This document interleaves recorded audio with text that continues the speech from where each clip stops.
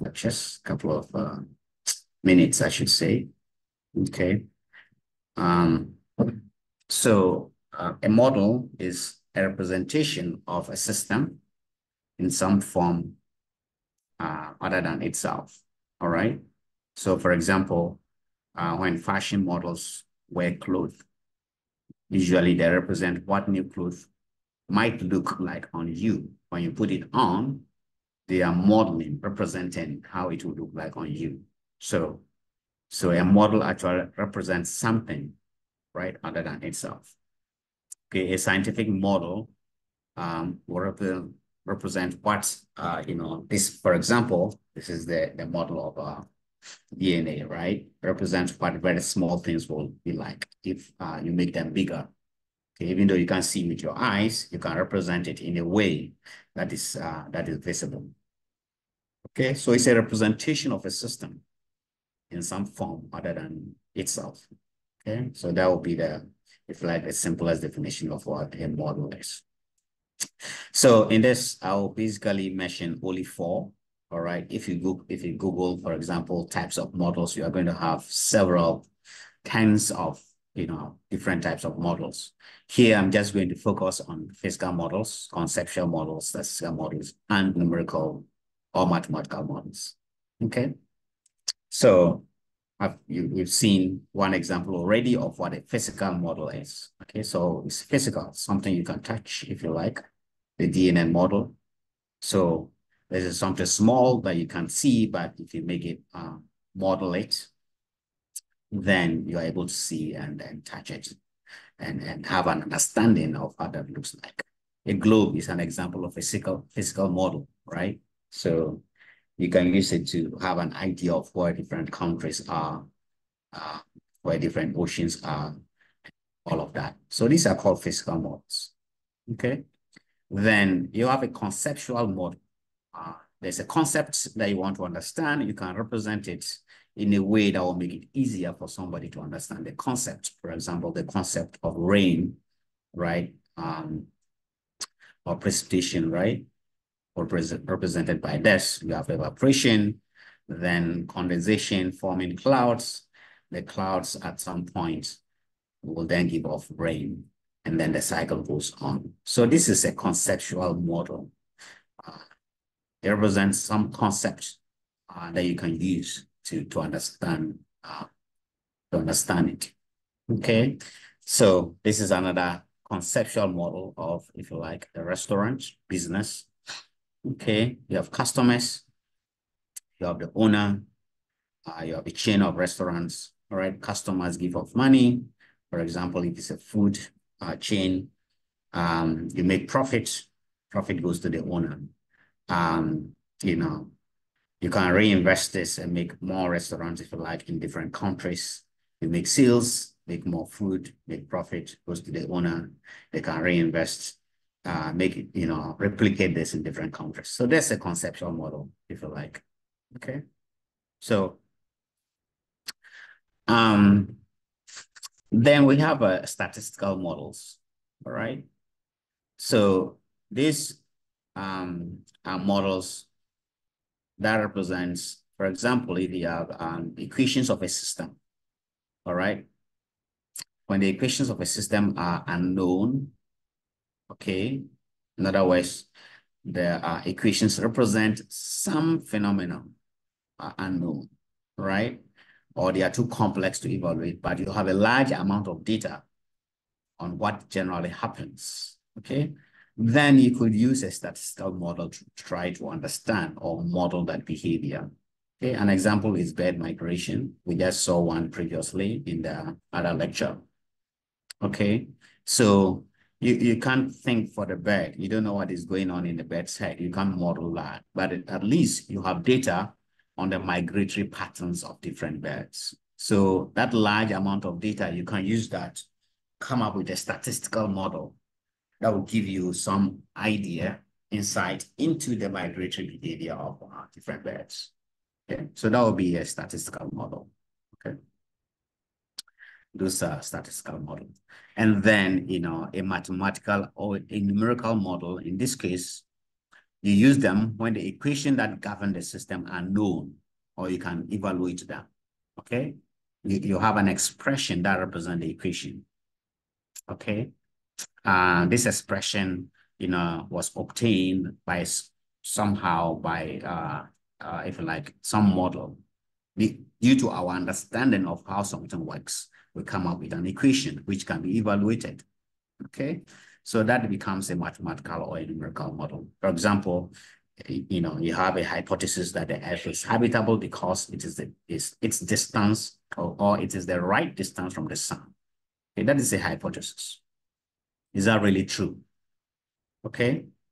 Or the Earth is not too hot and it's not too cold because of its distance. Well, you can say, that you can evaluate the temperature of the Earth based on, solar radiation, based on, emissivity.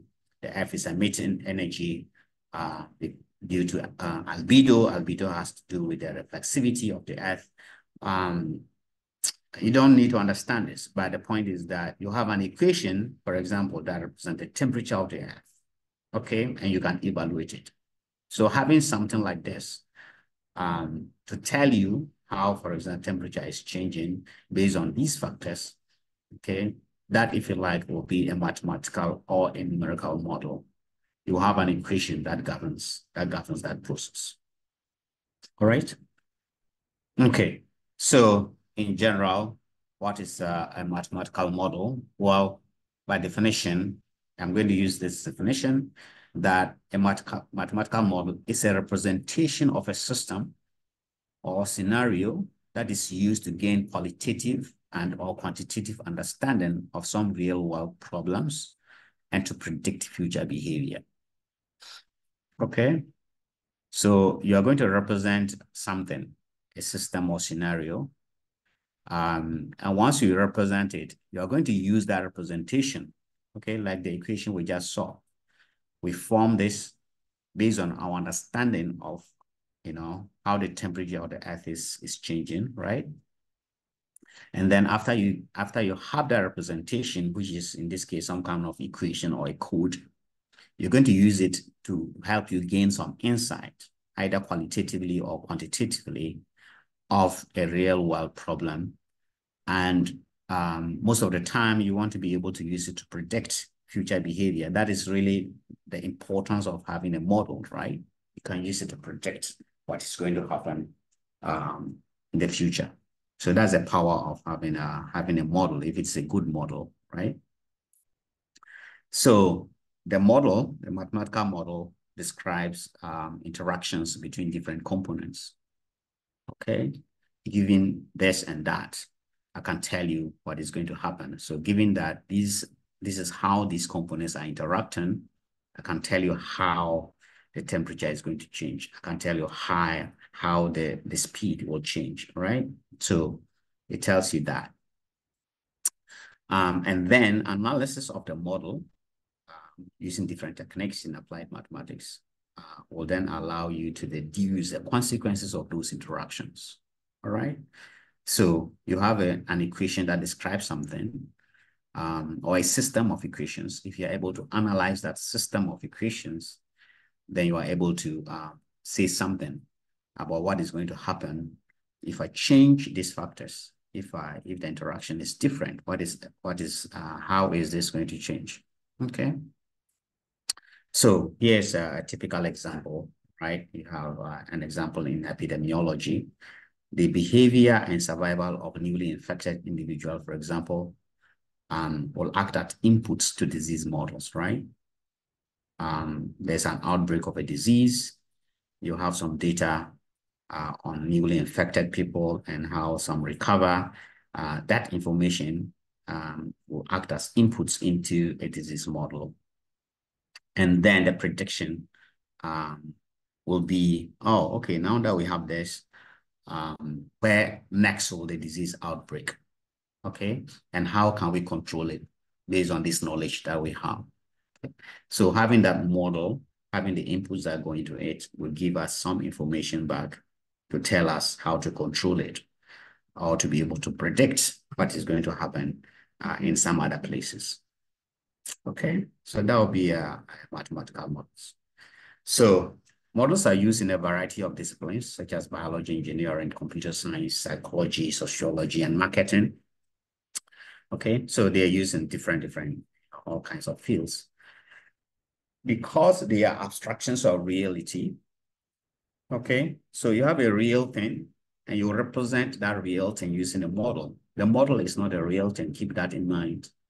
You have a reality and then you are going to model it. You are going to represent it somehow, okay? But because if you're able to represent it well, then you can use it to lead to, some kind of scientific advances, right? Because then you can use the simplified model to help you gain insight, deeper insight into how this complex system works, okay? And also provide a foundation for new discoveries and then help, stakeholders to make informed decisions. Do you really need some expertise? Well, somehow you may, but it is not really the most important thing, all right? What is really very important is that you are willing to, of course, study. You are willing to do some research. You are willing to learn, okay?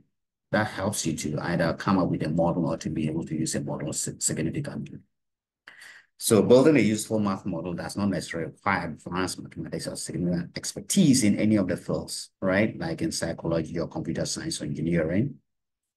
But it requires that you are willing to do some research. You are willing to brainstorm either yourself with other scientists or other mathematicians, and then jump and try something. Okay, sometimes it might not be the area they are familiar with, but if you are interested in that, you can learn. Okay, so that is very important to keep that in mind. That is what you need, the willingness to jump right in and then try something that is sometimes maybe totally new to you. Okay.